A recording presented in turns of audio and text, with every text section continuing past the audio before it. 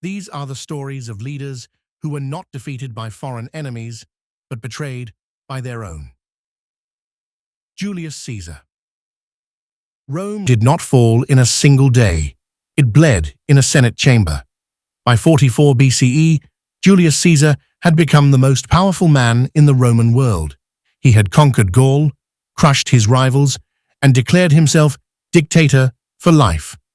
To many Romans, he was a hero. To others, he was becoming a king. And Rome had sworn never to bow to kings again. The men who plotted against him were not strangers. They were senators, allies, even friends.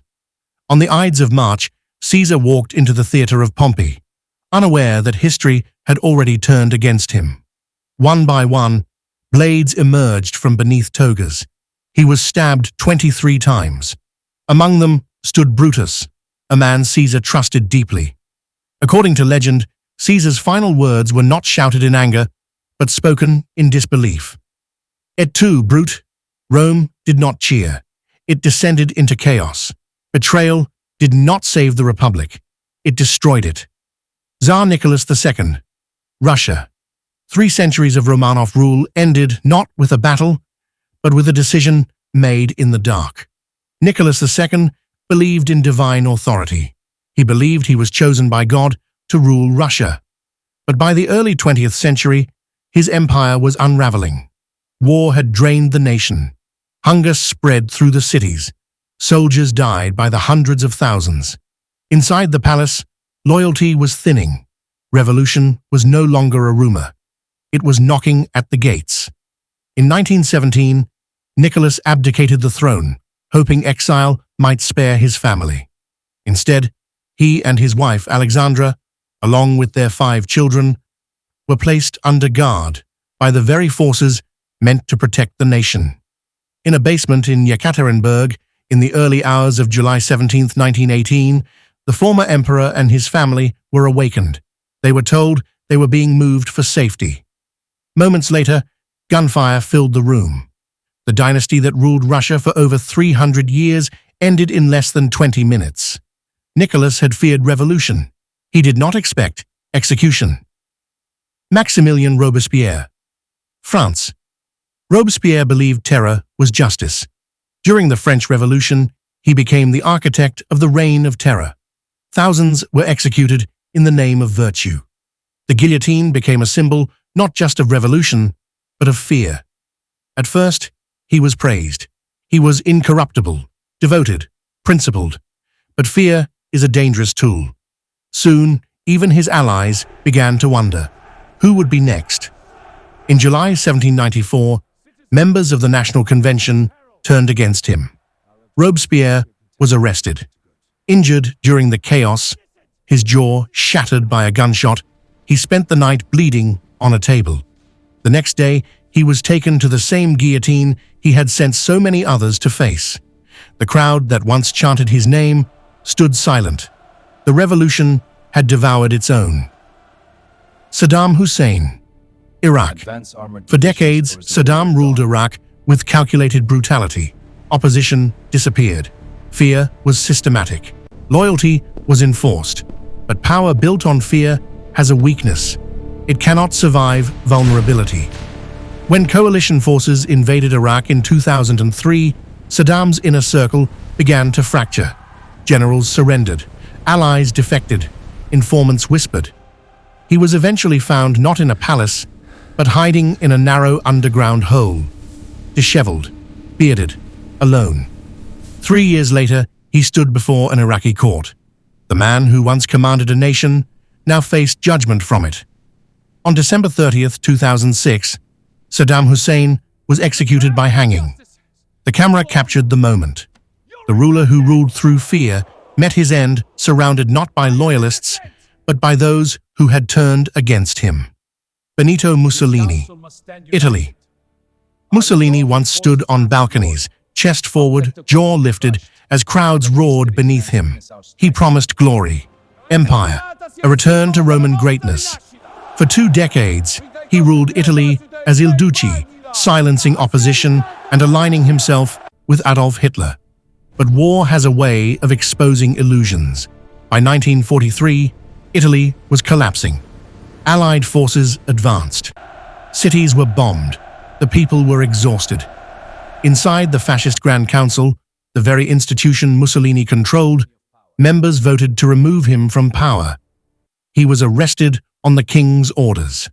The man who believed himself indispensable was dismissed in a single night. 2 years later, attempting to flee to Switzerland, Mussolini was captured by Italian partisans, his own countrymen. He was executed by a firing squad. His body was hung upside down in a Milan square, displayed before a crowd that once saluted him. Power had not just fallen, it had been publicly humiliated. Muammar Gaddafi, Libya. For 42 years, Gaddafi ruled Libya with an unpredictable mix of ideology and fear.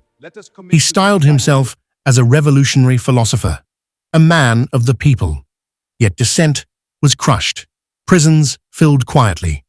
When the Arab Spring reached Libya in 2011, protests erupted into rebellion. What began as unrest became civil war. Cities that once displayed his image now tore it down. As rebel forces closed in on his hometown of Sirte, Gaddafi attempted to escape in a convoy. NATO airstrikes scattered the vehicles. He fled on foot. He was found hiding in a drainage pipe. The footage would circle the world. The man who ruled for 4 decades was beaten and killed by fighters from his own country. No palace, no ceremony, just chaos.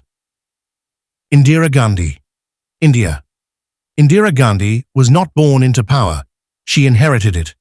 As Prime Minister of India, she navigated wars, political crises, and deep internal divisions.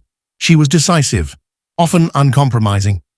In 1984, after ordering a military operation inside the Golden Temple, one of Sikhism's holiest sites, tensions escalated dramatically. Warnings came. She refused to remove her Sikh bodyguards. On October 31, 1984, as she walked through her garden toward an interview, 2 of those guards stepped forward. They fired at close range. The betrayal was intimate, immediate. She died within hours. Her assassination ignited riots across India. The nation she governed fractured overnight. Anwar Sadat, Egypt. Sadat had achieved what few thought possible. In 1978, he signed a peace treaty with Israel, a move that won him the Nobel Peace Prize and fierce opposition at home. To some Egyptians, he was a visionary. To others, a traitor. On October 6, 1981, during a military parade in Cairo, Sadat sat watching jets streak across the sky. Soldiers approached the reviewing stand. They were meant to salute him. Instead, they opened fire. The attack lasted less than 2 minutes. The president was struck multiple times. He died in a hospital hours later. The men who killed him were members of his own armed forces. The uniforms, meant to symbolize loyalty, had concealed resentment. Charles I, England. In the 17th century, kings ruled by divine right.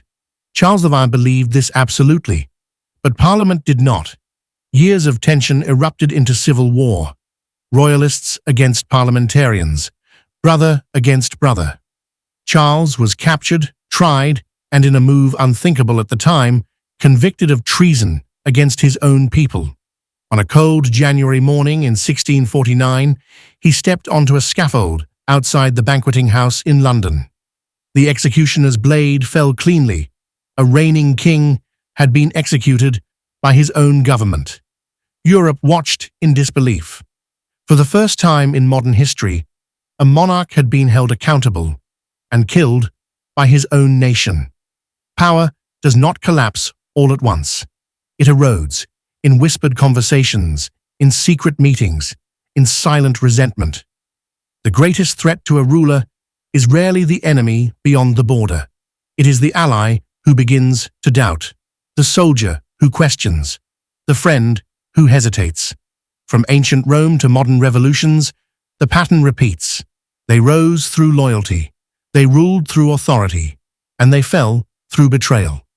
Because history has shown, again and again, No throne is untouchable.